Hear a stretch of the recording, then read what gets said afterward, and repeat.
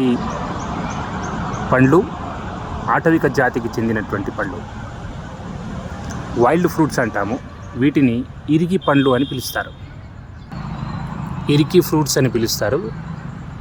ఇంకో పేరు బంక పండ్లు అని పిలుస్తారు. ఇవి సాధారణంగా వర్షాకాల ప్రాంతంలోనే ఎక్కువ మట్టుకు అవుతుంటాయి.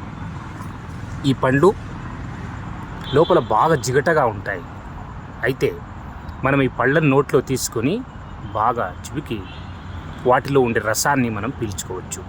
మరి ఈ విధంగా ఉండేటటువంటి జిగట పదార్థం అనేటువంటిది మన రక్తంలో ఉండేటటువంటి ఏవైనా గడ్డకట్టినటువంటి చిన్న పరిమాణంలో ఉండే నానో పరిమాణం ఉండే రక్త గడ్డ కణాలు,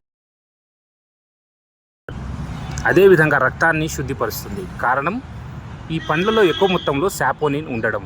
కాబట్టి ఈ పళ్ళు చాలా ఔషధ గుణాలను కలిగి ఉంటాయి. ఇట్లు మీ డాక్టర్ పి శివకుమార్ సింగ్.